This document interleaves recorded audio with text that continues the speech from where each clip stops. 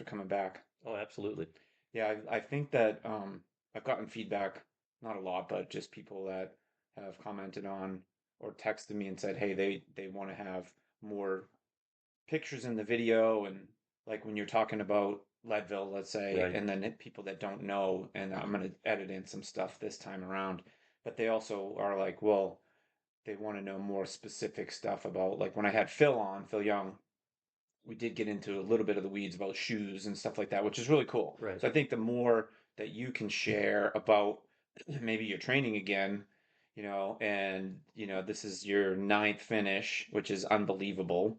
And if you remember on the last time we talked about the finish rate for the race is 50, but for over 60 it's 20 or less, Under something like 25%. that. So I think that would be cool to just walk through. I don't know what you want to share, but I think people are interested or would be interested if they're looking for Leadville leading up to the race 2 weeks before, a month before. They're looking for, hey, let me, can you help me out on specifics about the course, maybe specifics about your nutrition, training, shoes, gear, all that, and then also aid stations, the difference in the race this year, from year to year or from 10 years ago to today, and what to expect when they get out there. How long do you go out there before? Just like really more detailed stuff, and you can share what you want, and that'd be great. So I first, congratulations thank again. you. I can't believe, you keep going back and you keep getting that buckle. I got one more at least. Yeah. You can't stop on 9. They give you such a wonderful buckle at 1,000 miles. Oh yeah. So yeah, a lot to unwrap there. But Yeah. where do you want to start? You want to Just start with the start pre on, stuff? I think start with, okay, you finished last year and you're going into this year. Right. So I'm assuming since you've been doing it for a long time that you have a specific schedule. Most runners, if you're running a marathon, they're following a program. 100-mile program. Again, I only did it once, and I mean, we didn't really have like a real good structure. I'm assuming at this point you have some structure to it. When you're done in August of 2024, now what do you do? Yeah, and I have less structure than you might imagine. My philosophy has been simply just run and run a lot and never consistency Hmm. more than structure. Um, Given the fact that I finished this year with less than 15 minutes to spare, I have already reached out to Paul DeWitt, who had coached me from 2010 through 2019, and re-upped with Paul because I recognize that simply putting in a lot of miles Hmm. is probably not smart training. So I'm going to go back. I convinced myself that things like intervals and hill sprinting and fartleks, you didn't need them to finish a 100-mile run. And technically, you don't because I did finish the 100-mile run.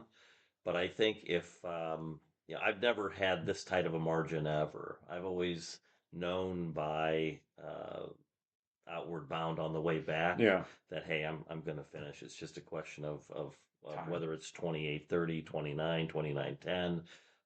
This year was a little different. So, yes, I'm already started my training for August of 26. And as much as I hate it, I've gone back to trying to do more interval work. And I'm already seeing the VO2 max increase Okay. and benefits from that. But yeah, there's a structured training to it. Usually I break my year into, I just try to keep the consistency from now through the beginning of the year, just run. No races, no particular goals, no schedule. I'll try to get, 35 to 60 miles a week. And then starting in the spring, I usually put a Loud Thunder 50, like Hmm. in Yeah. May, kind of as my first, okay, I'm going to train up for the 50. Historically, I would then try to do either 100K or another 50 miler in June. Um, and then typically Silver Rush, I've done 3 of the last 4 years in July. So, usually I'll try to get 2 or 3 50-mile type events under the belt, and then try to make sure you're tapering into Yeah. into Leadville. Can I ask you about, I mentioned specific training for marathons and so on. and you're mentioning miles per week, 35 to 50 or Right. 60. But are there, so like, I guess pace, tempo, I know you say you're going to work an interval, but like describe to me like your typical week, of these maintenance miles, we'll call it, till you Sure. get to the spring. Yeah, the one thing I probably learned the most from Paul DeWitt during the years that he coached me, and I think many runners make the mistake, is they run way too easy on their hard days and way too hard on their easy days. Yeah. And so what I try to do now is if I'm running, say, 6 days a week, I'm trying to make four of those runs just really super easy runs. Yeah. Where my average pulse might be 110, 115, 120 at most. Definitely not much more than that. And what I'm trying to get back to, because I kind of dropped the ball this last year of training, is having that one day where right now, for example, I'll go out for a 5 to 6 mile run and I'll do half mile intervals Hmm. where after a mile of warm up, the first half mile is at a sub 7:15 per mile pace, and then I'll cool down for a half mile at a 9:30 10 pace, Hmm. and then do another sub 7 and do 5 or 6 of those intervals in a row, and then have a mile cool down. And during those half mile intervals, I think Garmin says my max pulse is like 172. Oh yeah. I don't use the 220 minus age. I think that would only be like 160 for Yeah. me. So, based on how long I've been running, I go with like a 172. But I am getting up into the mid 155, 156, 157, sometimes hitting a 160 pulse during those intervals. Hmm. And then the next day, it's going to be like either I take the day off, I walk on the treadmill, or I'm doing a super easy. And then I would say the other key thing with the training is, and I need to do more of this also, is have that identified long Yeah. run every week. Yeah. And last year, I did a lot of 15 mile, 12, 15, and really the signed up 50 milers were only the really long stuff. Hmm. And I do need to get back to where I'm doing interval blocks where I might run 15 miles one Saturday, 20, 25 the next, and 30, 35 the Yeah. next, so that every month I'm at least having that 25 plus mile experience. Because I ran the Quad City Marathon here Sunday. Yeah. What'd you do? Once you get past 15 miles, you realize Yeah. that the body and your physiology takes on a new dimension. I had a wonderful half marathon That's good. on Sunday. Unfortunately, I was running the whole marathon. Right. I had a Yeah. one I had a 147 half, which was like, Yeah. yeah, and then I ran a 355 total. So Hey. I went from 8:14 pace to like 9:55 pace. Yeah, so let's stop right there for 1 second, because think about this. This is what I think that maybe some people that have run ultras before, but not 100 and not definitely not Leadville, and they're thinking about it. You mentioned in your tempo run or the where you're going to do these intervals, you're going at a 7:15 pace, Correct. right? And then you just mentioned you finish a half, I mean, finished at a half of a full in eight whatever pace. So just for everyone's knowledge, like if you want to finish a 100-mile Leadville race, it's like a 17:15, somewhere in that range of like 17 something It's per a little more mile. than I want Yeah, to like say. I'm sorry, I you're want right. to say it's just under 18 Just minutes under per mile. 18-minute Yeah, per mile. So people that don't know pace, they look at that and say, "Oh, 18-minute miles, I can do that no problem." But the reality is that it doesn't translate to, first of all, trail. So if right. you're on the street to trail, it's not the same. But Not even also when you close. have to climb 16,000 feet of elevation over 100 miles.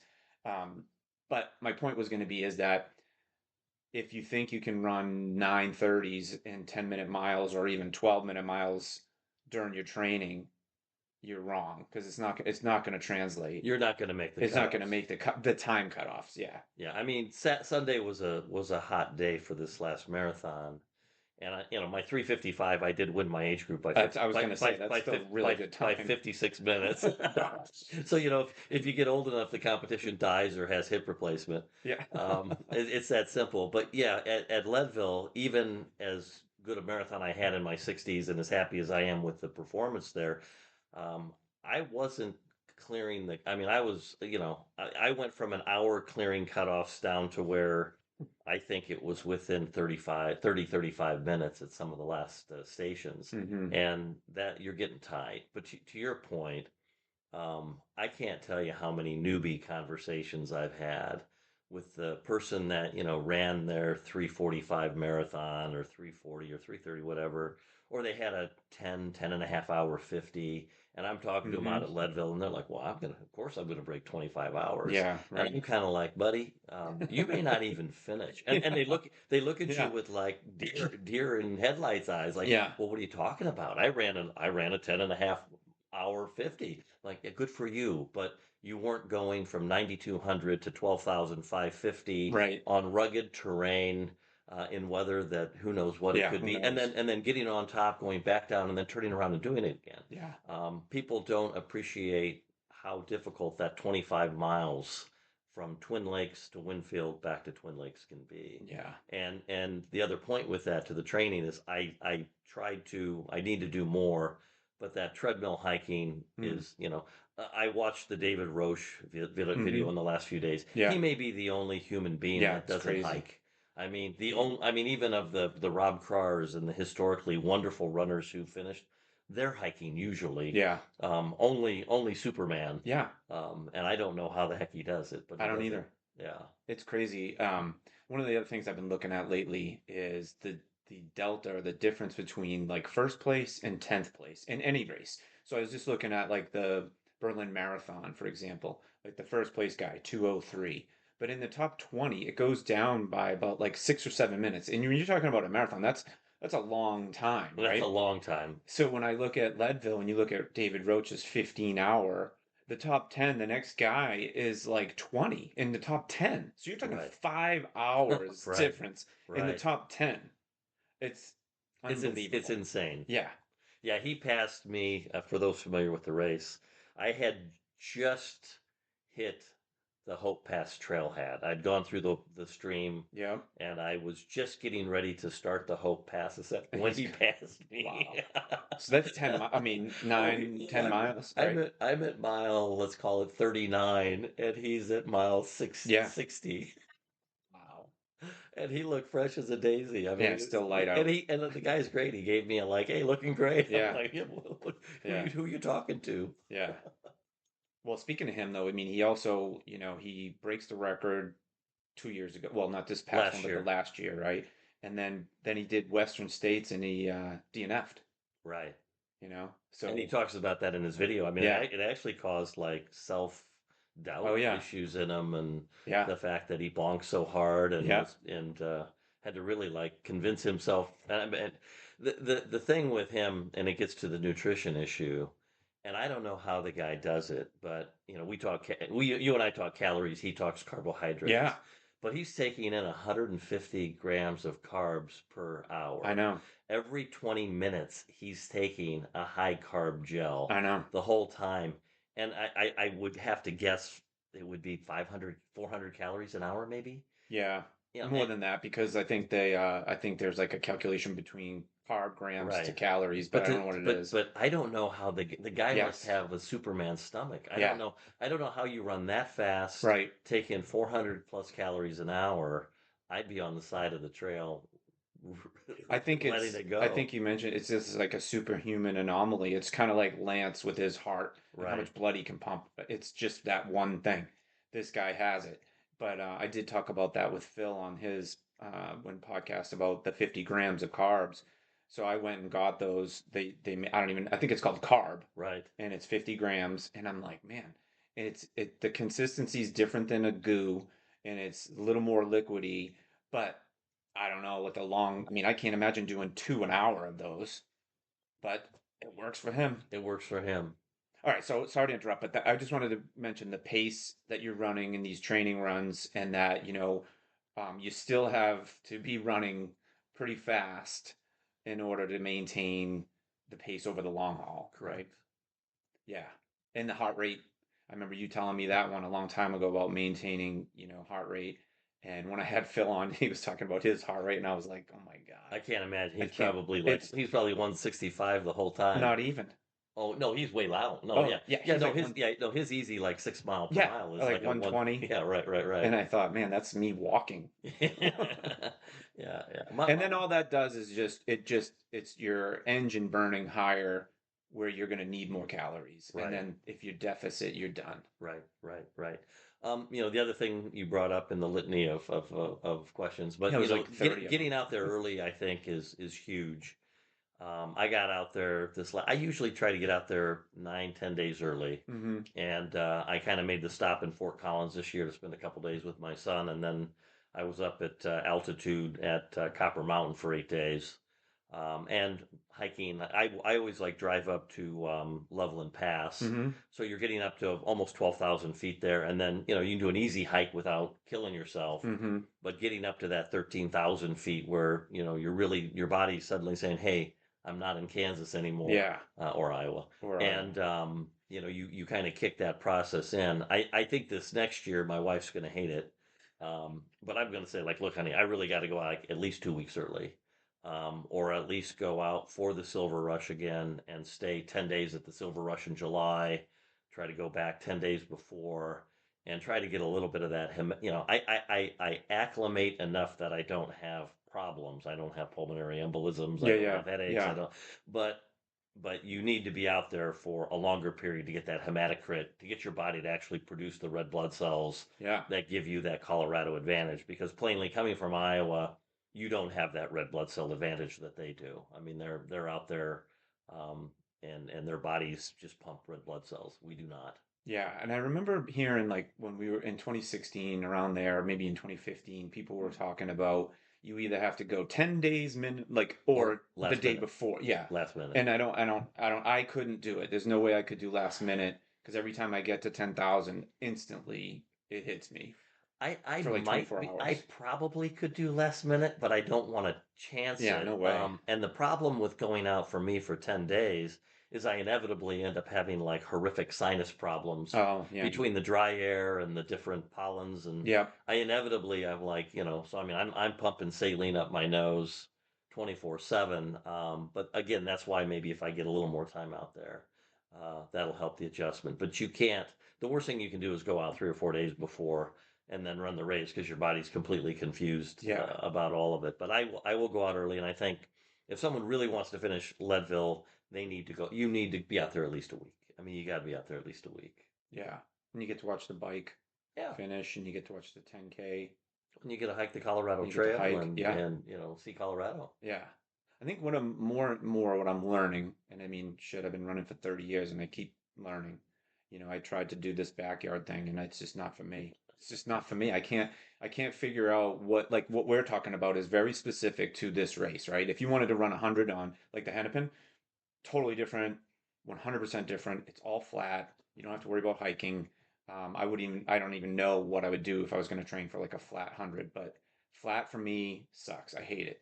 So this last one I did, I thought I was training right, and I had no idea what the hell I was doing again. So different. Such a different race. It'd be like saying I'm going to run a 100-yard dash or a 100 miler. It's totally different. I can't, I know how I feel like now after the marathon, and I know how I felt in the 15 minutes after the marathon. Yeah. So for me to get my head around after 40 miles of running, okay, you finished your loop, and now you've got, call it 8 to 15 minutes to just chill. And then in 5 minutes, I would have rigor mortis. I mean, Yeah.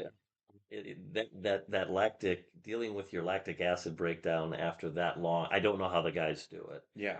Hennepin, yeah, to your point, my best race ever was Hennepin, but even at Hennepin, that was the one time I did the Galloway method because I knew I cannot just go out and run 50 miles. Yeah. So I was doing like 4 minute run, 1 minute walk the entire Hmm. race. Yeah. And I think I went from like 35th place at mile 25 to like eighth or ninth place overall Yeah. and broke 20 on that. So, That's but awesome. but strategy for every race. But yeah, Yeah. you in the backyard, No.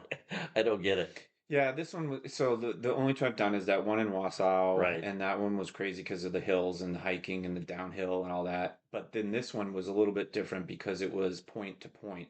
So you went from instead of having one base camp and Yeah. coming back to it, you had to go over there, wait, come back, wait, go back. Wow. And I just want to shout out to Mark Dowdle again. That guy is insane how Right. good he is.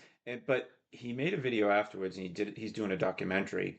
And in the second video, he talked about what he did for his training, like we're talking about now. And then it just made me realize how unprepared I was and how prepared he was. It's just crazy. It's a totally different format. I don't know. I don't think I'll ever figure it out, but I did start with the 5 walk, 5 run. I had asked a couple other people what to possibly try to do. Problem with that one was it was like 85 degrees and humid, and Yeah. I didn't drink enough, and I literally had never had cramps like this in my life. Like both my calves were Right. just like solid rock. Like I couldn't even stand up. Right. I laid on the Yeah. ground for about an hour, and they were just feeding me and stuff, and then I couldn't even stand up. It was horrible. So Yeah. bad planning. Bad plan. Well, Yeah. yeah. Yeah. Weather can be a bitch. Yeah. And out there, again, this race is so specific to Leadville, meaning you have to deal with 30 degrees, 85 degrees, the altitude, the weather could be raining, could be snowing. This year, I was amazed that the finishing ratio wasn't a lot higher because of the 10 times I've run Leadville. This was probably the most ideal day Really? of all of them. I mean, it was overcast for most of the afternoon. Hmm. 2 years ago, 3 years ago, on the front side of Hope Pass, it was sunny, 80, miserable. This year it was kind of overcast. And so, I'd like to say that my worst time was weather related, but the weather was actually pretty darn good. Yeah. Now, what's funny for me is the people out in Colorado said, "Oh, such a hot day." I'm like, it was like 72. Yeah. It's like, you weren't running in July. That was part of my prep also is I tried to do as much heat work as I could over the summer.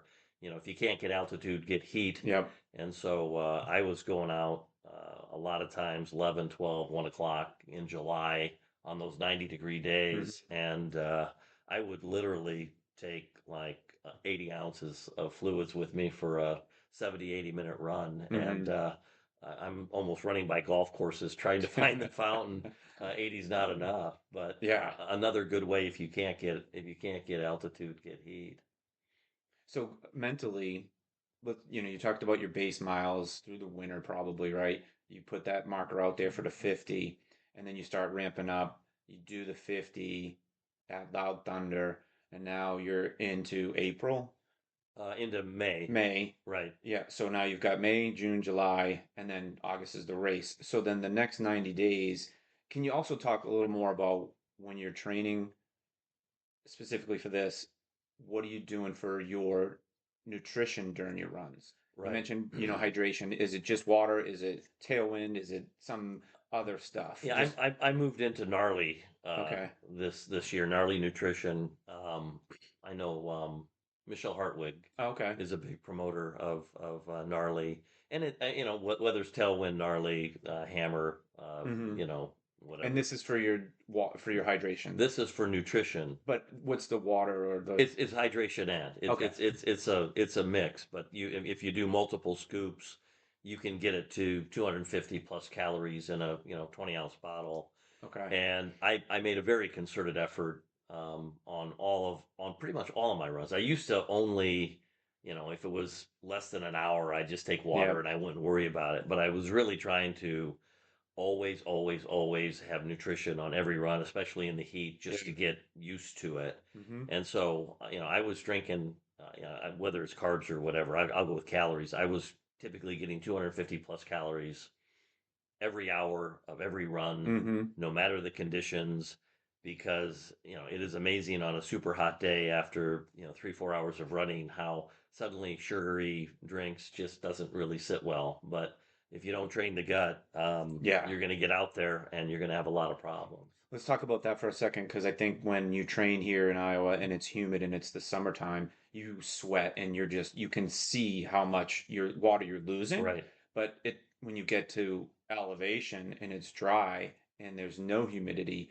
you can't tell No clue. that you're even sweating. So I think that's a key for people that go out there and they don't know about that. It's just the white rim you Yeah, of the develop salt. on your Right. hat around Right. your shirt. Right. But I mean, I think, even during the winter here, you aren't as thirsty because you feel like you're not sweating, but you are. You So I are. guess the key point is you got to hydrate no matter what. Yeah. And talking about the race this year, if I, I did a lot of things wrong, but I did enough things right. Yeah. And I was really good, I would say, for the first 7 or 8, 10 hours, uh, keeping my nutrition and my calories up.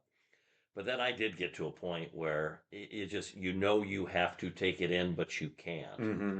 And that last half of the race, last 40 miles in particular, if it weren't for mashed potatoes, chicken noodle soup, and uncarbonated Pepsi. Yeah. I take the carbonation out of real sugar Pepsi. Yep. If it weren't for those things, I would have had no energy at all. Wow. Because Yeah. on the uphill climbs this year, the front side of Hope Pass I did great, but once I got onto those back climbs, I just felt devoid of all energy. In fact, the joke I don't normally post, but I posted that my Garmin watch said that I had used up 99% of my potential by mile 40. So you were negative. So as Ken Klober says, I went into my inexhaustible well of That's grit right. The and grit. guts and determination and Yeah. ran the last 60 miles on 1%. Wow. That's crazy. Yeah. The eating and then having that not work for you. Like, but I think you had a really good half, right? I I had a mean, pre- a decent, I it's 13 hours yeah is a pretty decent first yeah, 50. I had to write them out. I get Yeah. so confused from year to year to year to year that I wrote them out. But I mean I made it into Winfield with I think 13. yeah. I was 13 hours and 6 minutes. So I mean I was 54 minutes ahead of the cutoff. So yeah, I mean at Winfield I was feeling very optimistic at that point that yeah I've made it here. I've got almost an hour to spare. Um, and the trek back, that return trip up Winfield was always terrible. It was, no question. But Yeah. yeah, no, So I let's do that. Let's go through because I okay, think people would like to know. I mean, you can go and you can look up what the cutoff times are, but I know you've done it so many times. You can be very specific about, okay, you get to the start at 3:30 in the morning or 3 in the morning or right, whatever it is. Race starts at 4. Then that first cutoff is like 13 miles in, I think. yeah, And then exactly. you have like 4 hours or 3 or 45. I don't go through and explain like You've got 3 hours and 45 that's what minutes, yep. and it's just over 12 miles to Mhm. May Queen. So yeah, the first 12 miles are probably the easiest miles you'll ever run, and and Start. and this is where Leadville's a confusing race because you can say, well, I'm just going to run that 15-minute pace all the way through, and the bottom line is you can't. You need to get in front of the cutoff. Now, what I did this year, I normally don't do, but the last few years I've been starting in the back Mhm. 70% of the corral.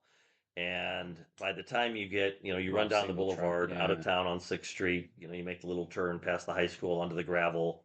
And, I was running a little faster than probably normal through that because I did not want to get into this conga line on Turquoise Lake. And the Yeah. last few years, like last year, within like the first mile, nature called. And then within like another 2 miles, nature called again. I was at the very back Mm. and you really don't want to pass people on Turquoise Lake. It's just a waste of energy. I think it's hilarious. People are trying to pass you, and you're like, pal, it's a boat race, man. Yeah. Are you going to have the same energy tomorrow Yeah. when you come back the Yeah. other direction? Why don't you save your energy? But there is something to be said for being in a line of 40 people that's barely moving at a Yeah. 20-minute pace.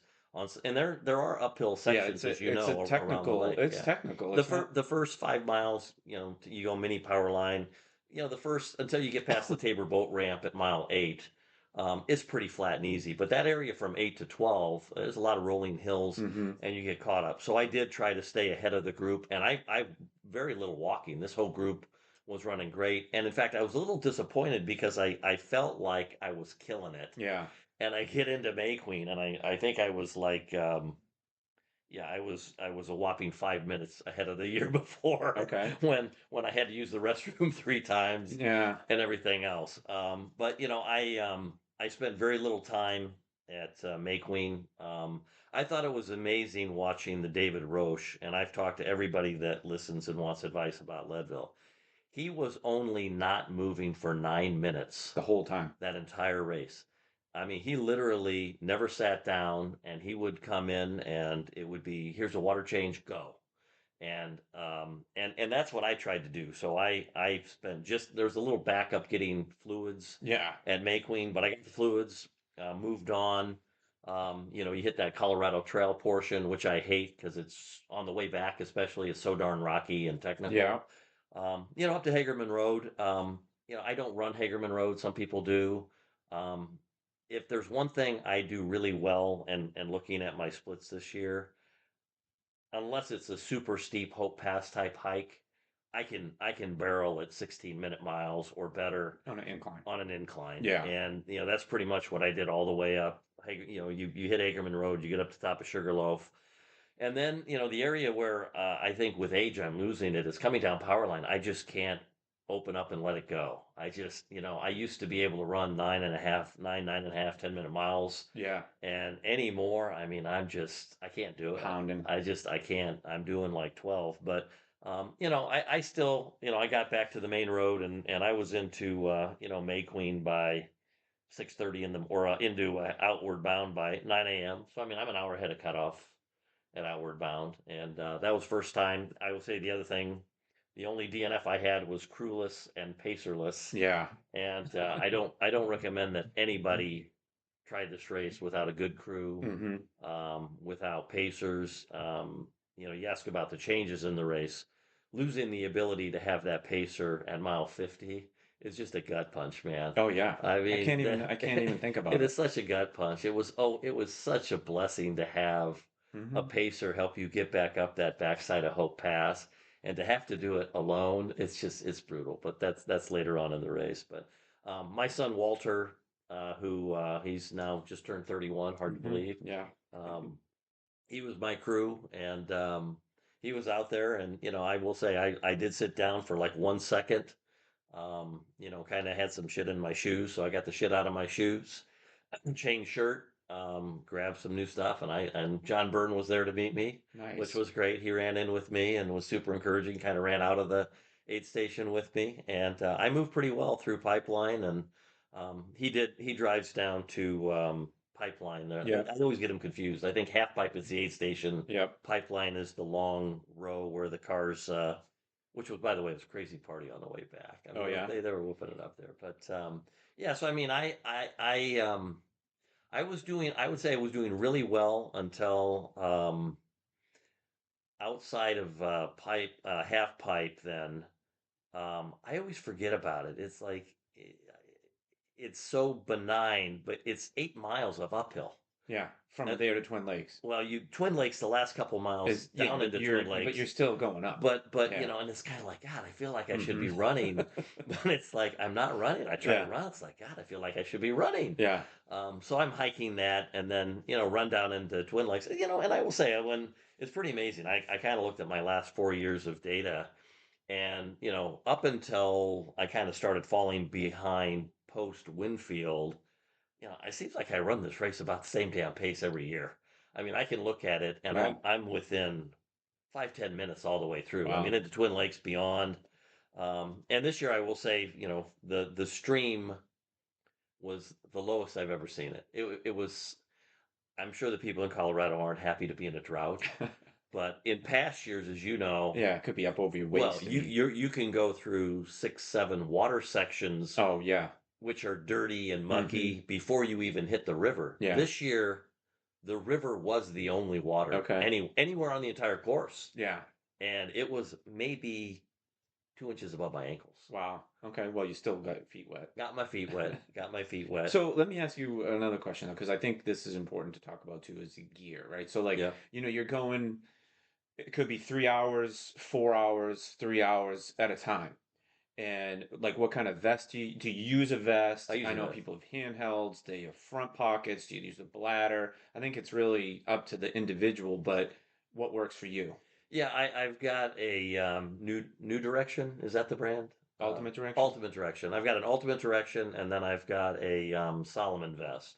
and I wore the Solomon vest for this one. I've got the two Hmm. water bottles on the front. And are those 20 ounce or I 17? can pretty much put whatever I want. Okay. They will Collapsible. they'll fit both. I have the collapsible, which I did use, and then I also have the flask shaped, Yep. and I pretty much use the flask shaped, with the exception of Hope Pass. I only had the two bottles.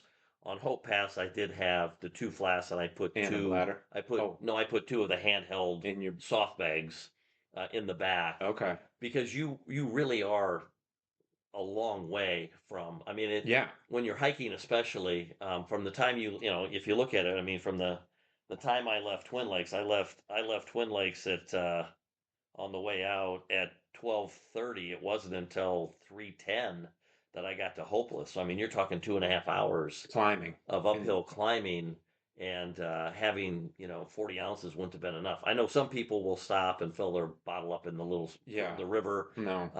I don't really want whatever Did, Geodardy.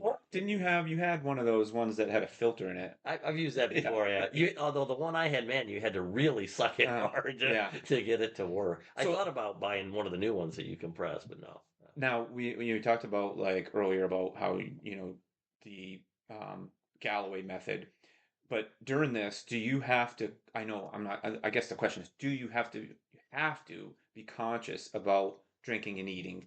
Are you Oh, on like a schedule? How do you remind yourself I have to drink or I have to eat? Because when you're working, a lot of times you forget or you're just you know.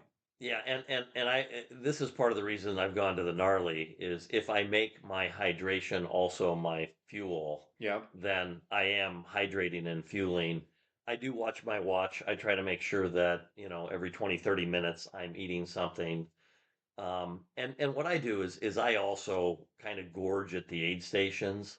So not so much May Queen, but when I got into like Outward Bound, for example, I love Greek yogurt.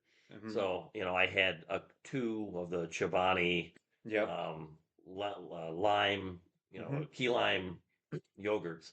So I mean, I'm probably knocking down close to 400 calories just right there. I'll scarf down two or three like super awful puddings. Yeah. The kind of pudding that if I ate it this afternoon, my wife would be like, "What in the hell are you eating? That fat laden, calorie, sugary crap." So I'll eat pudding. I'll eat yogurt. I had bacon this year. Oh I had them wow. stop and I had made some bacon. I'll make bacon. So when I hit those aid stations, I will try to knock down some calories. Later in the race, I tend to eat just a shit pot of Yeah, that's mashed that. potatoes. Let me talk about that for a second because I think that the advice out there is you want to eat what you're eating during training Right. because you don't want to do something different during the race. But at some point, it just becomes whatever I can get down, right? So Exactly. I get it. Like you want to be as consistent as you can be during your training with your hydration and the foods and all that because you could end up with some crazy issues with GI, and that's usually what kills people is their gut. But at some, again, I mentioned that because at some point you're like, whatever the hell is there, I'm gonna eat because you just, Soup, yeah. mashed potatoes, Mm-hmm. and I like literally I pour the Pepsi into a bowl 3 days before the Yeah. race and stir it repeatedly until there's no carbonation. And that's like rocket fuel for Yeah. me at the end of the race. I just And, read. and and then the other nice thing is I've got a Toyota Land Cruiser and it has a plug, Oh, so you can and I bought one of those hot induction plate. heat plates. Yeah. So like when I'm 5 minutes out from an Walt aid can. station, I will tell my earphone to call Walt and say, "Hey, I'm 5 minutes out." He'll plug that thing in, Wow. and by the Yeah. time I get in, I'll have like steaming hot mashed potatoes waiting for me, That's which awesome. is yeah, Yeah. That's definitely one of the mistakes I made for that last backyard is that I wasn't prepared like I normally would have. I usually will. I'll microwave a potato with butter and salt, and I'll right, cut it up into yeah, pieces, and I'll eat that. I have this rice that's just white rice with butter and salt yeah. and little baggies, and I didn't do that. I mean, I just so made so many stupid mistakes. But I think the advice everybody hears all the time is, yeah, train the way you're going to run the race with the food and the nutrition. But at some point, you gotta have to do And whatever and you and I'll, can. and I'll tell you, John, most people I talk to cannot take gels for 29 plus hours straight. You just you get to a point where you look at it and you just want to throw up before Hmm. you even put it in your mouth. That's I mean the gels are great Yeah. And I've even heard people say, "Well, start with real food first, Mm-hmm. and then move over to the gels." But it's really hard on my average day to say, "Okay, I'm going to make a quarter, half pound of potatoes, eat it, and then go out for a run." I mean, Yeah. it's just it. So yeah, Yeah. to your point, you have to have the calories, and however you can get it at the end of a race, especially, it's just So it's then key your thing is now, and I've heard this too, is to try to drink as many calories as you can get in, right? for Drinking it versus having to eat it. well, especially for the Yeah. first part of the race. Yeah, Yeah. exactly. Okay. And then so now you get to Twin Lakes, and when are you pushing? You said you get to, I think half was when you started pushing the Well, cutoffs. But like I said, let's talk about actually, you were, I interrupted you when you were going through the river crossing. yeah. So river crossing on the way up. I actually hiked this year on the front side of Hope Pass. 2 years ago, it was so hot. I mean, you're sitting down and you're like, I know I shouldn't be sitting down. I know I should be moving, but for the love of God, I have to sit down. Yeah. This year, I never stopped moving on the way up Hope Pass. And like 2 years ago, I was getting passed. This year, it was like for everyone that passed me, I passed somebody. So I was kind of holding my own.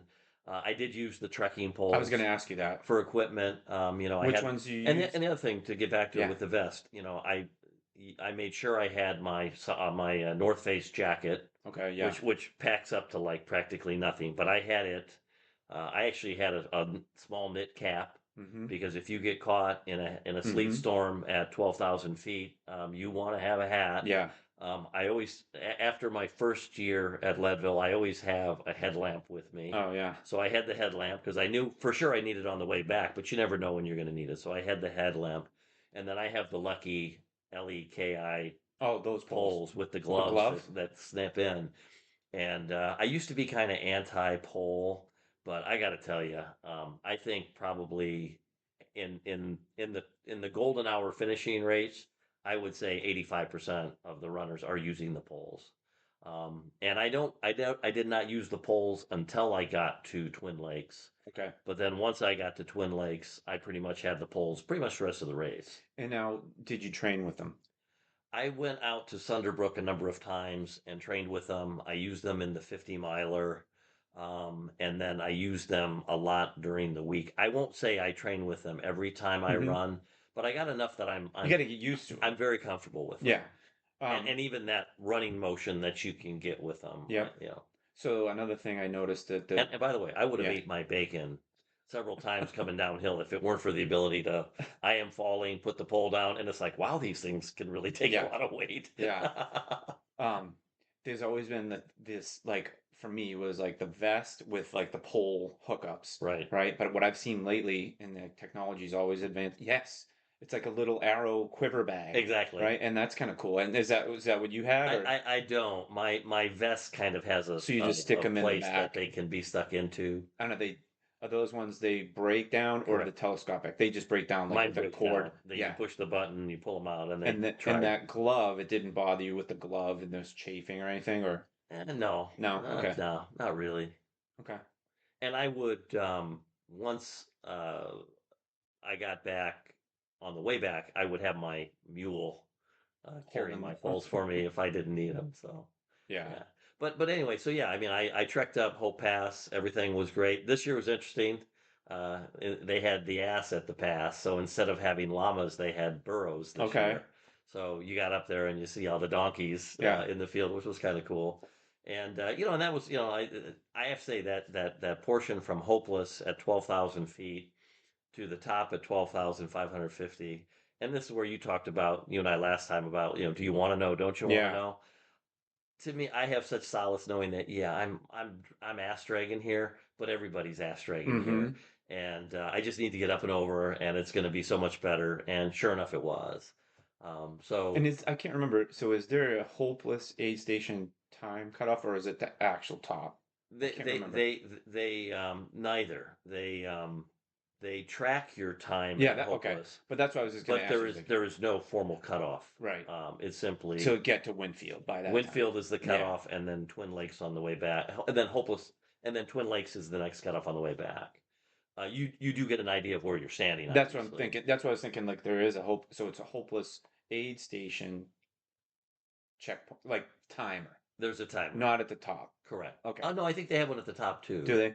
Yeah. Because you're always, I mean, I always Yeah. look and you go, oh no, wait, that's just to the aid station, not to the top, Yeah, like no, from a time. I don't know that they do. I Yeah. think I've seen the thing up there. I think they may track it, but they don't Okay. post the So times. you go from Twin Lakes to Winfield. Right. That's the next checkpoint. Yeah. And I will say, people,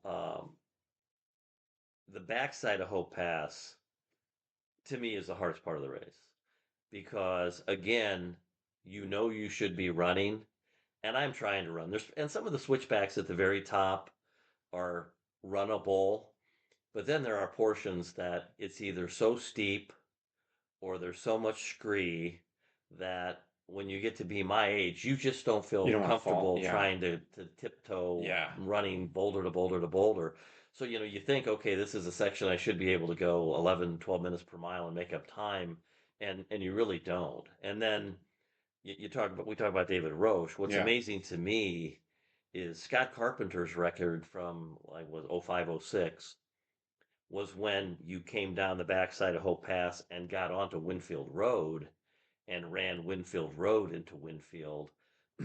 No technicality, So easier. no up and downs, Yeah. other than the dust from cars going by. It was so much easier. And now you do that cutoff, and I think it's a new part of the Colorado Trail.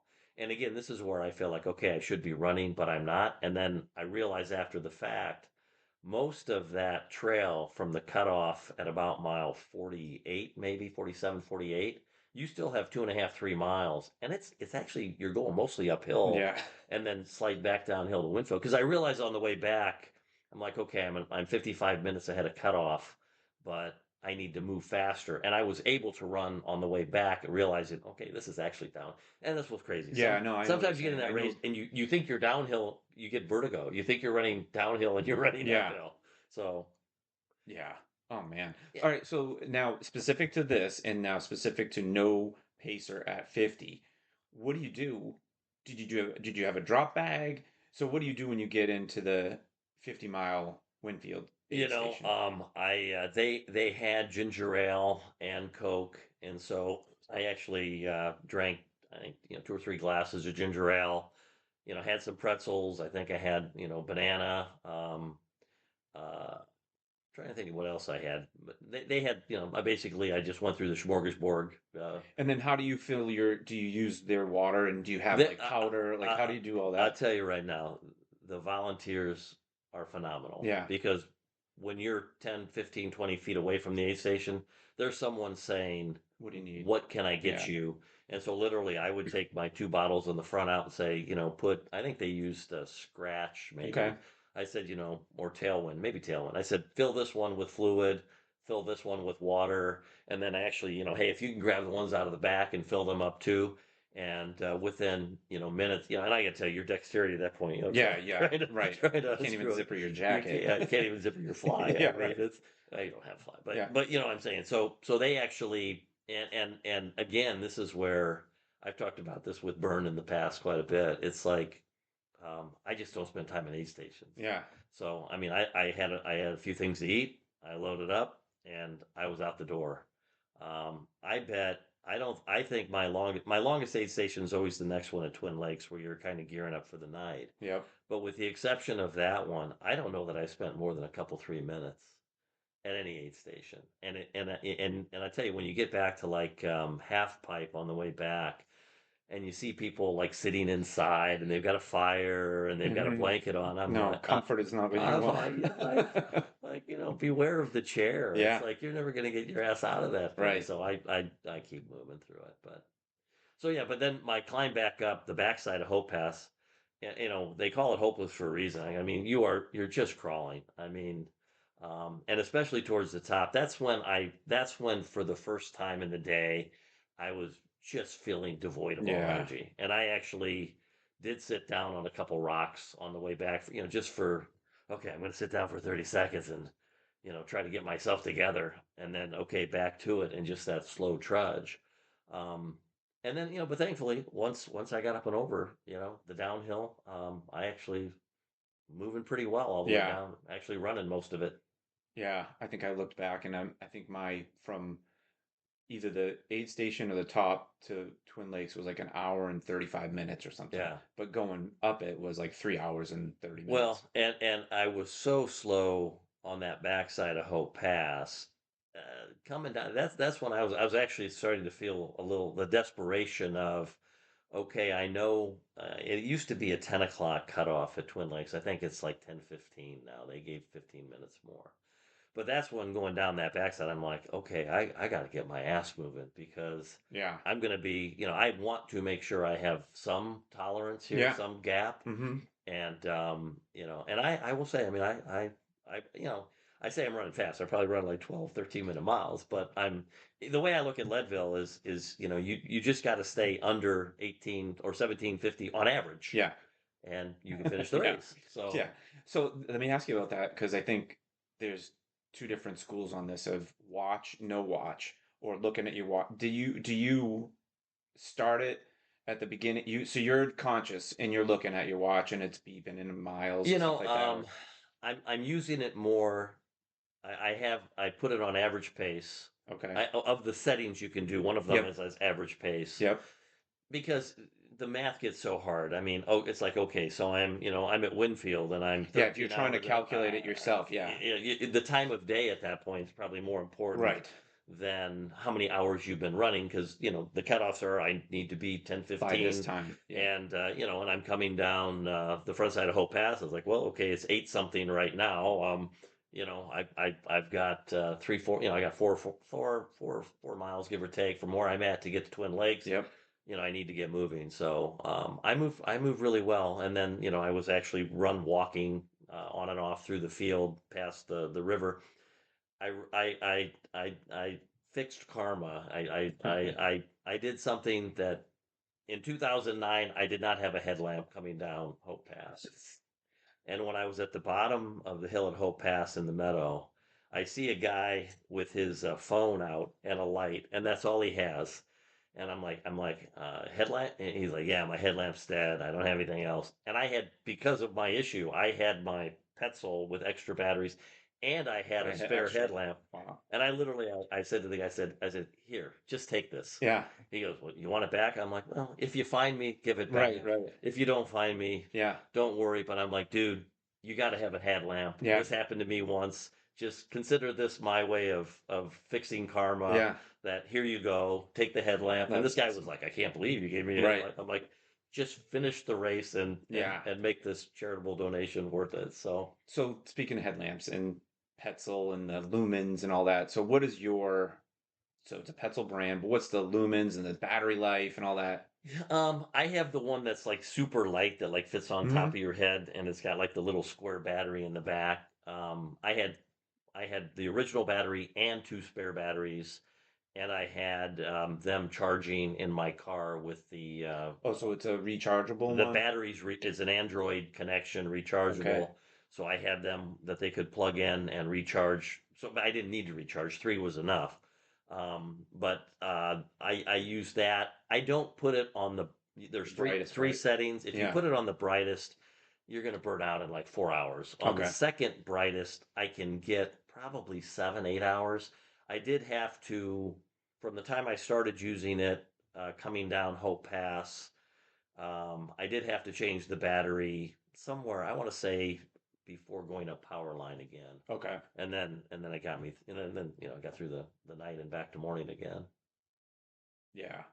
Because now there's so much new stuff out there. You've seen the one, I don't know if you've seen the one, it's Yeah, like a headband that yeah, just right. like the whole thing lights up. Well, and the other thing is, I also have a I was waist. I that's have what I a was gonna I say. have I a weight. started using a waist I one. have a waist light also that again I put it on the medium light Yeah. setting, but between the two, Yeah. it kind of gives you a little more 3D perspective. Kind of really lightens things up. And then of course, I picked up my pacer at Twin Lakes, and he had basically the same Petzl headlamp that I did. So um, I don't have a problem running at night, and you can light up. It doesn't take a whole lot of light.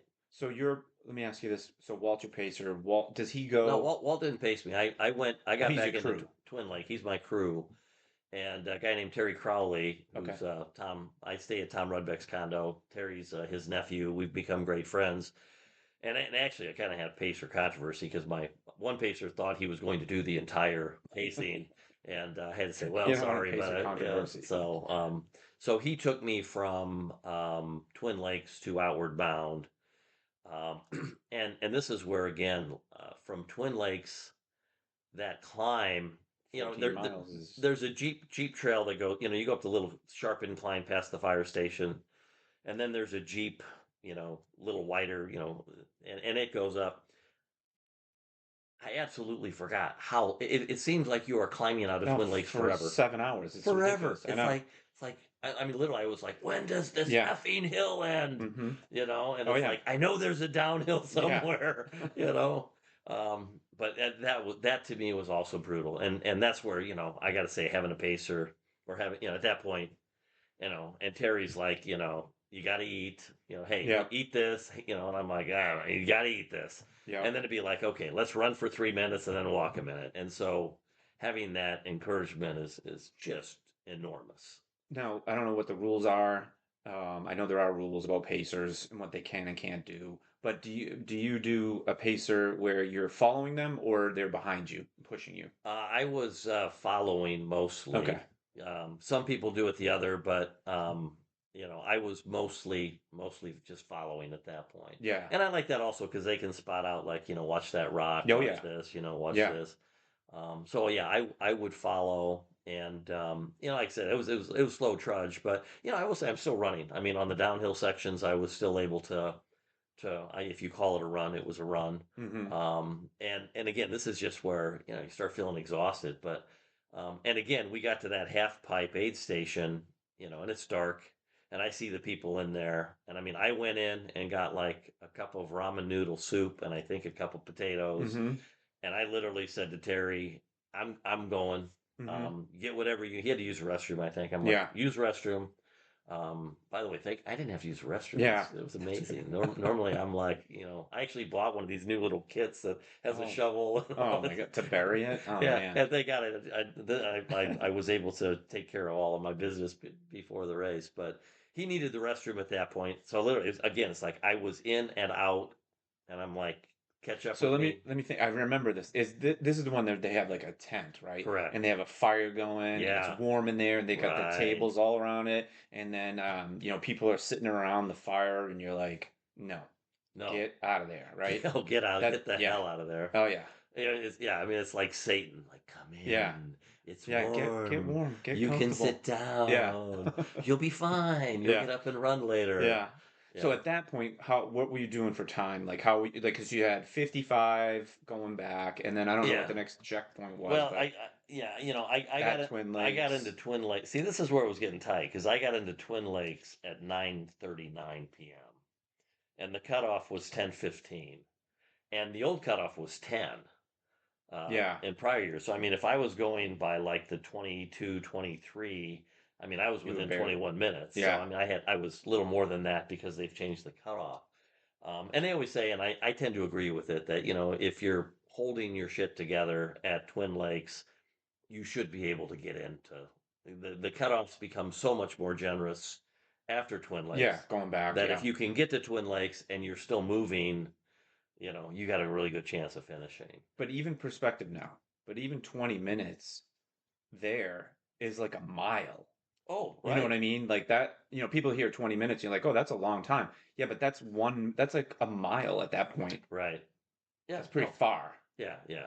Now I got it back up. By the time I did get back to Outward Bound, I got it back up to a 46 minute. Okay. Um, and so, That's always that stretch there too. Is just, I mean, I feel like it's you get back onto the road, right? And correct. then you're running on the road and it's Well, and there's cold that usually, and lull. there's just You go, well, and I'll say this is where, coming into Pipeline. So I saw Walter at Twin Lakes. I saw him again at Pipeline. And I mean, it was crazy. They had like these girls dancing with these big illuminated angel wings.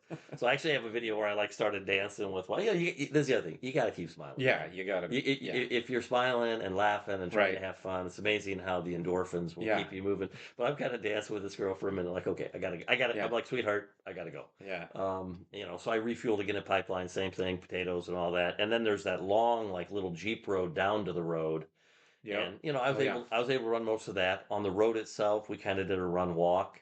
Um, then you go through the big field. It used to be you'd go to the corner and up, and then it was only 3 or 4 years ago they added that field. Maybe Yeah, it was you even gotta, longer than that. it's like a, yeah, you have to go like an You L, like, you go straight. Well, now yeah, you go straight through. And the first few years they did it, it was just like a pothole. It was yeah, like, you remember, I remember you oh. telling that. And this year, no problem, ran through that. And then I switched pacers at Outward Bound. I will say to go back at Twin Lakes. I did talk about equipment. At that Mm-hmm. point, I put on running pants. Okay. I ran most of the race in the Speed Goat 6 Okay. Hokas. I did switch out to a lighter pair of Brooks for the Hope Pass section because I knew there was going to be less running, more hiking, and having a lighter shoe than the Speed Goat. I What didn't. Brooks ones are they? Acadia?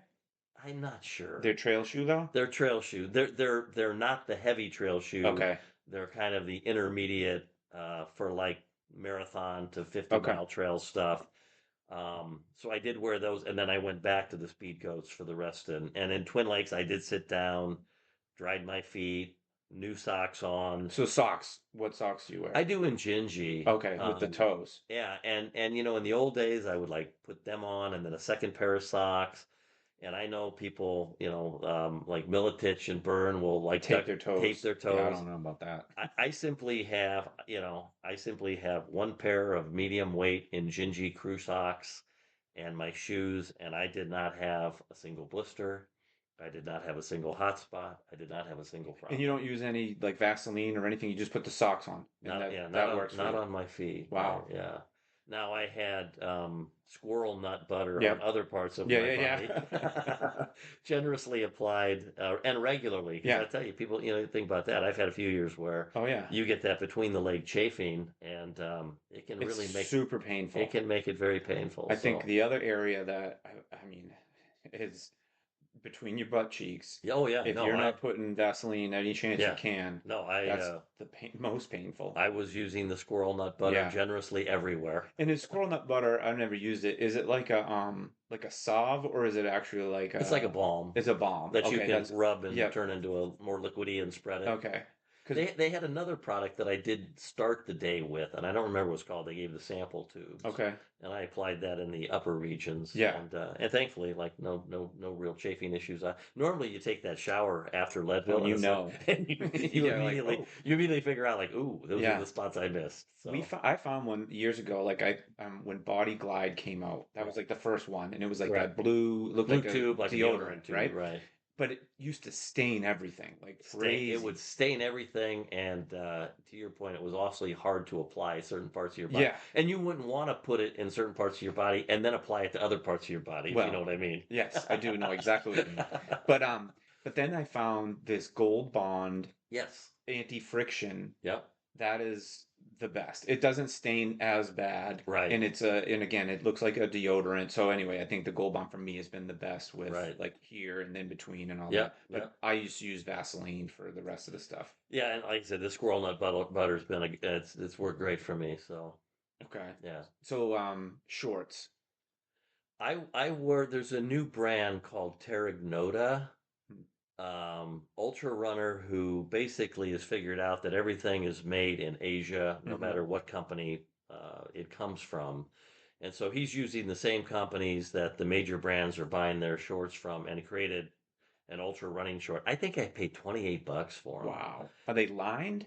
They're lined, Lined like like a boxer or lined like a brief? lined like a brief, but zero chafing, super Huh. comfortable. You have to get me that A info. I want to check them out. rear zipper pocket that actually holds a phone if you.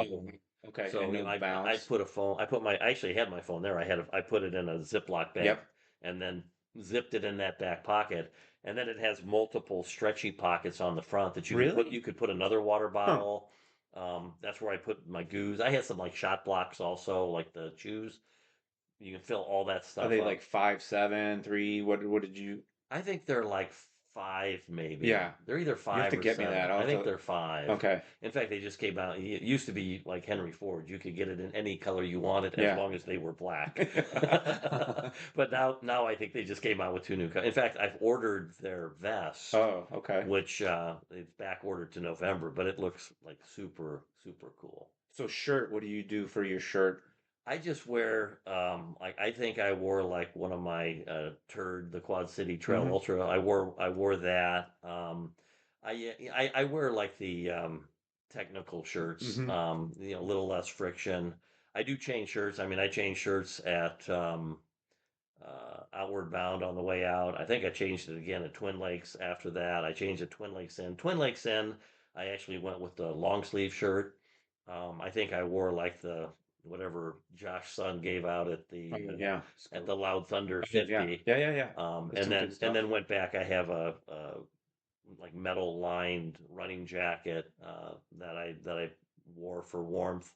I have running gloves. Hmm. I always make sure I get the ones that have the Hmm. fingers that I can make my phone work. Yeah. So I mean, I warmed up because it got a little cold. It was probably in the high 30s this year, but nice. I mean, not windy, not rainy, not it rained for just a second or two during the day. And you wear a hat. Yeah, this year I normally wear a running hat. My brother had bought me one that looks like the French Foreign Legion Oh, where yeah. the It the has thing like the. thing comes down around Oh, your yeah. neck to keep you from burning. I wore that during the day, and then I actually wore like there's an SA company that makes floppy hats. That last section of the boulevard, that last 5 miles, you're baking in the sun. Mm. So I actually wore a bigger hat that had the full brim and kind of like a beach hat because Oh, okay. I didn't feel like frying my head out. Yeah, right. Yeah, I really did look like a runner when I finished. I got like a beach hat and Hey, whatever. whatever You works. do what you got to do. Yeah. So go through. I think you were at Yeah, so Powerline, maybe. so Outward Bound, yeah. Yeah, So Outward Bound. at that point, I have another bracer, a guy named Mike Brown, who went to grade school, played hockey with my son, went to high school with went on family trips with us actually. So I've known little Mikey since he was just a squirt goalie. And the guy lives out in Colorado now. He loves running. It's amazing because he thinks he's like I'm doing him a favor. He's like John, I can't thank you so much for letting me. I'm like, Let me dude, go. you're the one. Yeah, you. You're the one who drove up from south of Denver. Took the night. You're running through the night. So he paced me, and he's great. I mean, he's like, we got to keep going. And we powered up Powerline. Again, we've had the conversation. I love knowing that there are four false summits because there are so many new runners out there. They're like they forget from the downhill that there's four false summits, Yeah, and you keep thinking it's over, right. and it ain't over till you go past the alien aid Yes. station, Yeah. which I skipped completely. I did not partake in Hmm. anything there. I just kept trucking right through, but um, again, it's just a step at a time. I mean, step at a time, step at a time, step at a time. Might pause on my sticks, every 100 yards for a breath to catch just gather yourself. But at that point, you're running on emotion Yeah. and determination, Hmm. and you're feeling spent. And you kind of know, at least in my mind, I'm like, okay, if I can get back up to the top of Sugarloaf here and then start running down towards Hagerman Road, it's like, okay, now the truly awful, difficult parts of this day are done, and it's not a coast, but I don't have Yeah. pure misery. Yeah. So that's what I was going to ask you is like, so that at that point you get to the top of power line, and then are you now conscious of you're like, okay, I have how many hours left and how many miles? I mean, that's when you're trying to Well, think, yeah, okay, and that's where having the just Pacers don't great screw anything up. because Mike was really tracking that time, and I mean I Hmm. could pretty much ask him every hey, how are we doing? He'd like he'd say like you're ahead, you're here. And I knew that it was like a 6:30 cutoff, I think. Yeah, 6:30 at May Queen, and yeah, I made it in at 6:06. I mean, I had 24 minutes to Wow. spare at that point. Um, yeah, and now what's interesting is for as exhausted as I felt this race, I looked at it and from May Queen to the finish was actually the fastest I've moved in the last 5 races. So Really? I knew because I was only um 24 So minutes. you said, so then that's when you said, "Hey, I gotta start." It was like we need to We need to move, go. Yeah. and Versus cruising in. normally I would just do a real easy walk. I mean, I wouldn't even be walking with purpose. It would be just, Yeah. I'm gonna finish. So Yeah. if I do a 22-minute mile, who cares if it's a 20-minute mile? I think we were moving on average 15 and a half to 16-minute miles, all that part around Turquoise. I mean, we were running parts that could be ran. Mm-hmm. We were And did fast you still have walking. your poles, or were you? I had the poles at that point So you still, yeah. pulled up Yeah, power line I pretty much kept the poles the whole time after. from the second half of the race. Yeah, and even just walking with them, moving with them. But it's funny because I had on paper I had plenty of time still. I think if you did the math at May Queen that last 13 miles, I mean, you think about it, I got in at 9:40, or I got in at 6:06. I mean, I had almost 4 hours To go to 13 go miles. 12.2 Yeah. miles. But at the same time, there's a desperation, Oh panic yeah, feeling because that, anything could happen. yeah. So I mean, we were moving and hustling, and then by the time we got off Turquoise, went down that mini power line section. By the time we got back on, I don't know if the boulevard is the full 5 miles or what, but by the time we got on the gravel to go back, at that point it's like, okay, if I just keep moving, Mm-hmm. I'm gonna be fine. Yeah. And I will say that it's not that I slowed down, but it was just keep moving with determination, and you get this done. A lot of things online, if you hear, and I remember hearing it too, is, and I'm gonna ask your opinion on this, that the thing about Leadville is out there that, oh, if you can make it 60, you can basically walk the last 40. I don't know about that. I mean, that's kind of, I, you've done it 9 times, so. I don't know about that either. I think yes, if you can walk at a 15-minute per Well, mile that's what I was pace, you're saying. Like better. people, I don't want people that are going in there for the first time thinking all I got to do is make it to 60. No, you No, got to make it no. to 100. You got to make it to Yeah, 100, and yeah, I mean, if they say you can walk it in, you're power walking. I mean, you're still moving. Your pulse is still up there, and you are power walking. yeah. After running 60 miles. Right. So I guess that's my point. My advice would be, don't think if you make it to 60, you're going to You finish you automatically. It's still you work. still got to You still run. got really Well, hard parts. well, I mean, I made it by less than 15 minutes, and I was running the portions that could be ran. Um, you know, Parts like when you're on the road outward bound, I would be like, okay, let's run for a minute, walk for a minute, Mm-hmm. um, just because you're spent. I mean, Yeah. but even then, you can't just walk. I Right. mean, you've Right. you've got to do both. And again, we've talked about this. That treadmill hiking throughout the entire year is huge because if all you do to practice for Leadville is run, you're not practicing for what 60% of your time is going to be, Which is, because you may yeah. run 60% of the run, Mm-hmm. but that's probably 35-40% of the time because you're walking slower and hiking slower. If half the race is hiking, you should probably spend more than Yeah. 2% of your Yeah. time becoming a good hiker.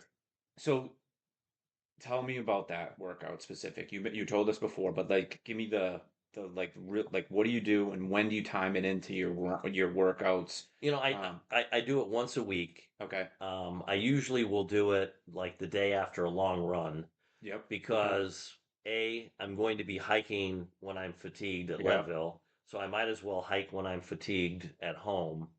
Um, I also don't want to have multiple days of jarring because after a long run you're going to be kind of sore. And for me it's been a really simple. I strive, and it's getting harder to do this at age 61 than it used to be, but I'm still able to get pretty close. 4 miles per hour, Wow. 12 degrees, 1 hour, and try to keep your hands off the bars. Try to Yeah. not, if you're holding on to the treadmill, you're not getting the Not impact. doing it. Yeah. So I've got a 50-inch TV. I put on Netflix or whatever, find something to watch, Mm-hmm. And you know, I probably start at an 6 to 8 degree, and within a couple minutes I get up to that 12. You know, I get things going, and then it's just and if I have extra time, I will take it to 15 and take it down to like 3.2 Yeah. miles per hour Yep.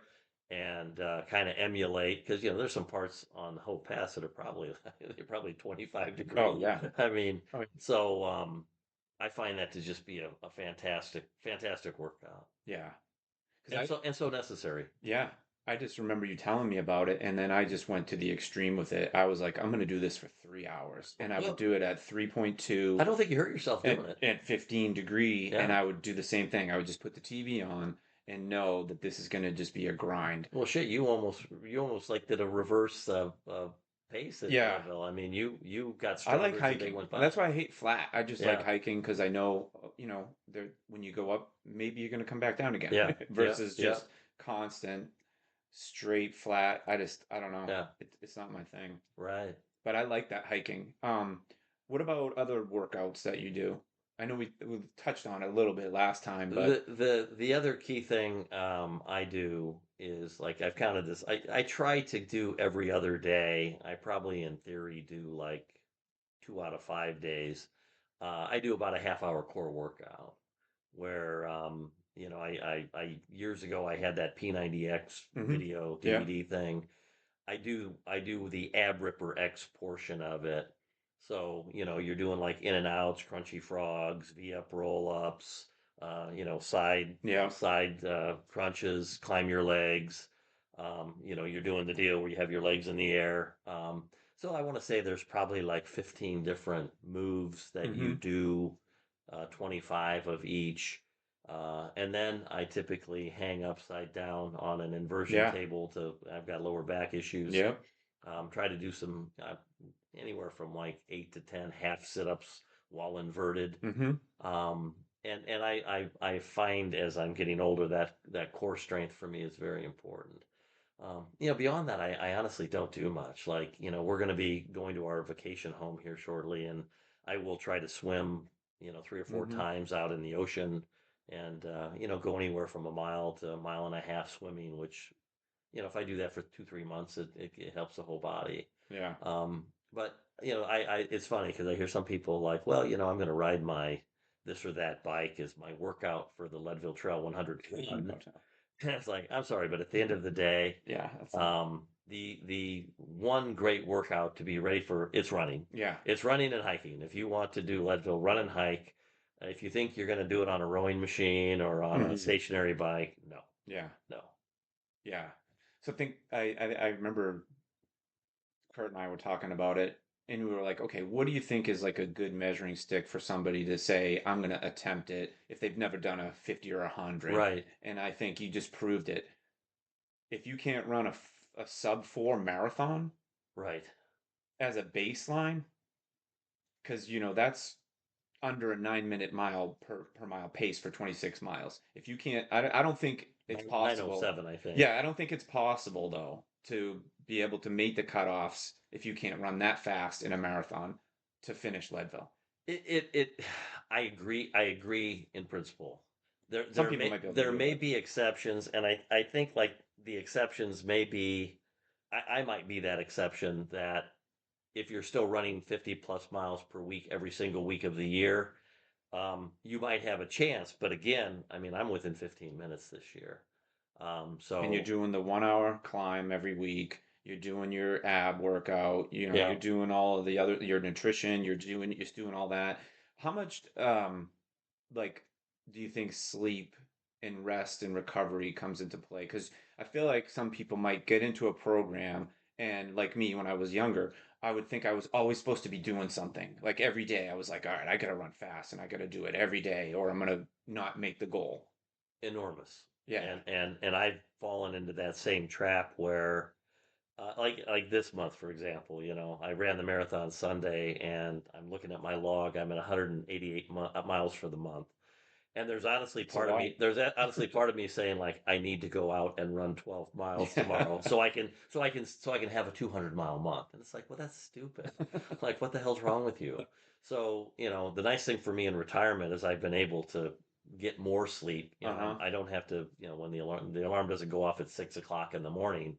The sleep part's important, and part of me hiring Paul DeWitt again as my coach is, his slogan is train smarter, not harder. And I have a feeling this next year I may go down to running 4, maybe 5 maximum versus 6 to 7. I have times now where I look at the calendar, I've run 22 straight days. Hmm. And I'm probably, you're only getting the benefit from workouts when you recover. Yeah. It's the recovery Hmm. of your Yep. myocardial whatever connections For performance that that you're make gonna. you stronger. Hmm. And so I'm have a feeling this next year I'm going to be doing more a single day of very intense workouts like I've talked about, whether it's, fartleks, intervals, Yasso 800s. Paul used to like to have me find a long enough hill that I could run for 2 minutes as hard as I can uphill, wait 30 seconds at the top, run down the hill as fast as I can to just trash the quads, Hmm. wait 1 minute at the bottom, and then repeat and do 8 cycles of those. And you really realize pretty quickly Hmm. that that quad trashing Yeah. really does Oh yeah. pay dividends when you're at Leadville and you need your damn quads and you're Yeah. trashing them. So Yeah. I have a feeling that I will have more rest, um, a little harder workouts part of the time, and just like I said, I when you have a, it's like I used to practice law, and I used to say when I did work for myself, if you represent yourself, you have a fool for a client. Yeah. Right. And trying to be my own coach, Hmm. it's too easy to say, for me, it's the accountability, but it's just so easy to say, I'm just going to go run the same 7 miles I've run the last few days. Oh, today I'll do it at a 9:15 pace. Well, am I getting anything out of that Hmm. workout? And, Paul might say, you'd be better off to run a 10-minute workout that day, recover, and do 10 minutes the next day. And then, the next day do 6 miles, but go like a bat out of hell Yeah. and really do it smarter. Yeah. Yeah. I think so.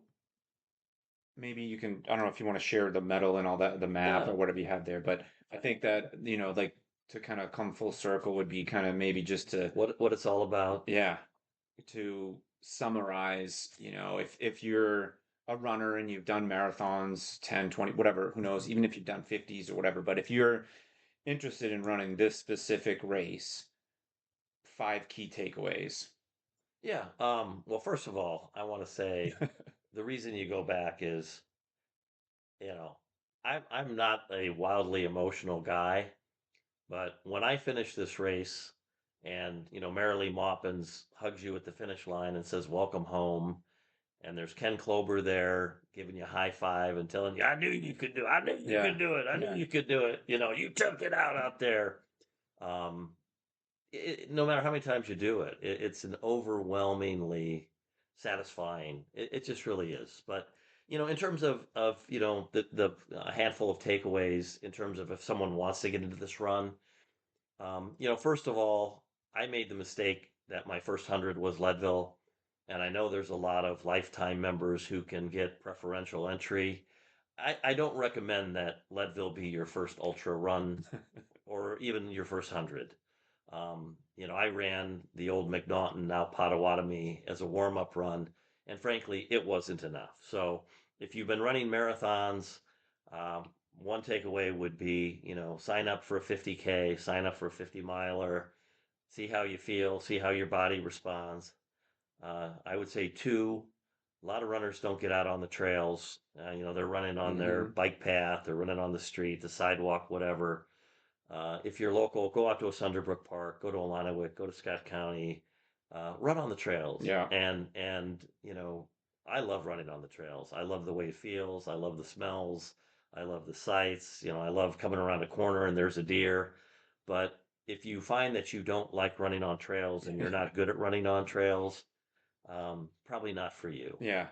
I would say three takeaway. You can certainly do this on your own, but if you have the financial wherewithal, and not everybody does, but if you have the financial wherewithal, hire a coach. Hmm. If you don't have the financial wherewithal to hire a coach, Hal Corner, Scott Urich, a lot of these guys have books. Get the book. They have training plans. Even I know, like Training Peaks, you can sign up for a Leadville training program. I actually did that 3 years ago. I didn't have Paul. I wanted to have some accountability. Get that training program, Hmm. because you don't know what you don't know, and they will take you to the point like a marathon plan that 2 weeks out, okay, run that 20 mile. And you know what? If you can run the 20 mile, you can finish a marathon. Same with these training programs. If you follow the training program, there's a pretty good chance that you're gonna find a way to get to the finish line. Um, Again, sleep, nutrition, balanced life. Takeaway, I ran with a few young people. They were delightful on the trail.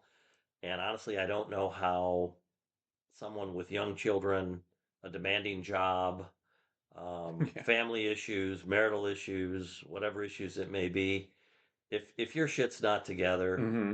and you don't, I think that there's a reason that there's a lot of 40, 50-year-old guys out on those ultra trails. Is because my youngest kid's 31 years old. Yeah, right.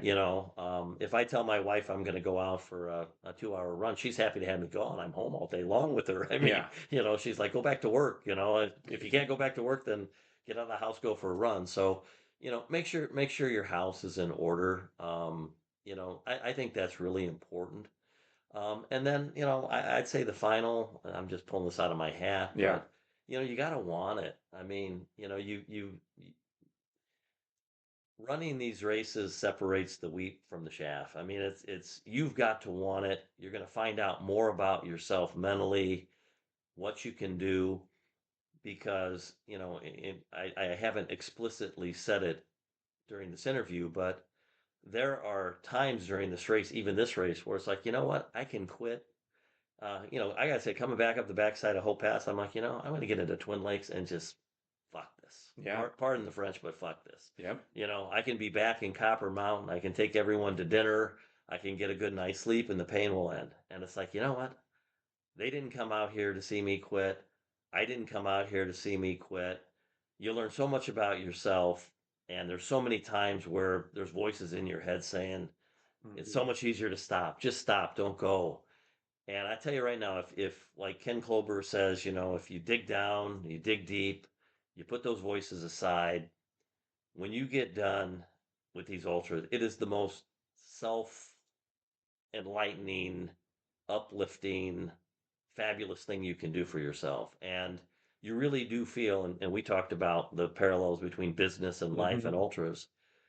When you finish one of these, I can do anything. Okay, if I want to learn how to ski, I can learn how to ski. If I want to Yeah. climb a mountain, I climb a mountain. If I want to get a promotion, I know that I can do things, that are hard. And so if you're going to do this, you got to be prepared that there are going to be a lot of mental challenges, Hmm. and you're going to feel like you've been kicked in the ass. And you know what? That's part of the journey, and it's part of the fun. And if you don't like training and consistency in Yeah. training, Right. um, there are no easy roads to finish a race like Leadville, especially. You better have a good year, and if you come with a marathon base, you could probably do it in 6 7 months. But um, be prepared to put in the time. Yeah. This. Those are my five off the Yeah. cuff takeaways, John. Yeah. There's no shortcut for this one. I mean, you Right. can maybe shortcut a marathon if it's You like if can you've been bullshit your running. way through a marathon. Right. Yeah. You can walk and finish in a 6 hour marathon. You Yeah. can't just BS your way through Leadville. Right. Which is why, by the way, which is why I think they have a 50+% failure rate, is because you don't have to have run a prior To get ultra to in. run Leadville. Right. I do, Lifetime. By the way, I think Lifetime does this right. I know there are people that hate corporate sponsorships, but you don't feel the overwhelming presence of Life Fitness when you're in Leadville. You feel the family vibe, The community of the Leadville. community Yeah. vibe. And yes, Life Fitness is there making it happen, but I think they're a pretty cool sponsor the way, unlike, some of the Iron Man stuff these days. I think they do it right. It's just a great vibe the way they put the race on. Yeah. I think when you're in that community or go I ahead. lost my train of No, thought. go No, ahead. where I was going with it Yeah. is there are a lot of people who are on the treadmill at the Chicago, Boston, New York, pick your life fitness center. And they play these. I was told by Doug Kratz, my old boss, I saw you on TV Oh the other wow. day. I was at the Arizona Life Fitness, and there's a video, and they're promoting the race. I think a lot of these treadmill junkies at Life Fitness say, I'm going to go do that. Yeah. And they really should almost force them to watch like an hour-long DVD of this is what you're getting into. Right. Yeah, what I was just gonna say was that there is a respect factor to it, in my opinion, that if you go into it without respecting all of it, you're probably doomed to fail. My first DNF right there. I, Yeah. I, I took it all for granted. Yeah, I like, hey, this isn't one of those ones where you're gonna just sign up for the Boston Marathon or sign up for Chicago and just Right. go half-ass training. This is like a lifetime commitment. Yeah. Um, And that, and and they're right. It changes you. I yeah, mean, when you do make it through, it yeah, changes you. and you've done it 9 times now. Finished nine I times. finished 9. I've run 10. I finished 9, and yeah, I'm gonna go back. I have to tell you, there was a moment, like literally coming up the backside of Hope Pass. I'm like, nine's enough. Nine's enough. I got 9. I got nothing to prove. Nine's enough. And then, like literally, like by the next day, I'm like, what the hell am I Yeah, doing? right. Come I'm on, you like, can't you throw can't away stop at nine 9. and And then and then, and yeah, then but it was a wake up call to say, even with 9 finishes, I got to change some things up. yeah, If I'm gonna go out there at age 62, 29, 60-year olds started this race and 7 of us finished. And I want to be one of the 7 next year. And that means I got to change some things up. And I may have to push a little harder and, figure out my nutrition a little better and get out there a little earlier. I'm not ready to like transfuse red blood cells yet, yeah, yeah. but short of that, I think that's why you end up finishing is because you realize that you still have to continually improve and change with time, with your age. You have right, to modify things. So that's another thing I think I would give people advice to is that, don't ever turn down advice. You can listen to it. You don't have to do it, but you're training all the time. right. I think was it you that I was talking with? I forget, but there was like I think it was Simon Sinek, that guy on LinkedIn. He's some guy, but anyway, he showed a timeline, just like a graph, like a bar graph across the bottom, Hmm. and it showed um like for work, it was like when you were working and then when you were training. And the training was like literally like one pencil line and Right. the rest was your working. So like for this, it's the race is if you put it in a year, it's 24 hours, but the whole rest of the calendar is green, like you're training the Yeah. whole time. Uh, And that's never gonna stop. and at my age, I can't stop. Yeah, I'm 61, and if I take 2 weeks off, it probably takes me 4 weeks to to get get back to back. where I I know. was 2 weeks earlier. I'm almost at that point where I'm It like, gets tough, I and know. even the Quad City Marathon. I mean, I think there were only 9 finishers in their 60s, and like I said, I did a 3:55, and I was 56 minutes ahead of Ahead the of the other next guy. guy. And there Wow. were only 3 finishers over age between 65 and 70 at the marathon this last weekend. So, according to Garmin, I'm only 51 and a half. Okay. So I'm gonna keep Wow, trying. that's really good though. Yeah, yeah. 51 and a half. I've got a 51 VO2, so Oh, wow. according to Garmin. Yeah, So I'm gonna try to keep that, maybe get it back up to 52, 53 by working a little harder. that's awesome. Well, congratulations again. Thank you. And I hope we're sitting here a year from now with number 10. You can show the big buckle. Well, I'm honored. I may be your first repeat Yeah, guest. you So are. You're the first. I'm honored to be Yeah. your first repeat guest. So yeah, Well, I hope I'm here with a really yeah. large Oh, yeah. cabbage lid platter buckle that says 1,000 miles on it. Yeah. There was a guy this year that got 3,000, which was I saw that. 30 unbelievable. years, right? Second Something like that. time, second person that's ever gotten 3,000 miles. We were talking about that, and I'm like, man, what year did it start? He must have had to run I think almost. they're in their 45th year. Okay, so And we still. had talked about, I think there's about 75 people who've run the thousand. It's either in the 50s or the 70s who've run 1,000 miles. So I also it's a rare saw group, a small group. that that guy that starts late. He's This was retiring. his last one. Yeah. Right. I gave him some extra money this year, Did so you? And yeah. oh, I know I was going to ask you. Did you see or run into the Haynes guys, Uh, Cameron Haynes or Truett? I don't think so. So Truett, uh, Cameron Haynes is a big hunter. He's a bow hunter. Okay. He's got his own podcast. He's been on Rogan a million times, but he's like an ultra runner too. He's done Moab multiple times. He's this crazy guy, and I think he's 57 or 58. But his son Truett, he broke Goggins' pull-up record. I saw that. No, I did see that. I Okay, did see he that. ran the whole In race. blue jeans. Yes, I saw that. it's insane. I saw that. Yeah, I saw that.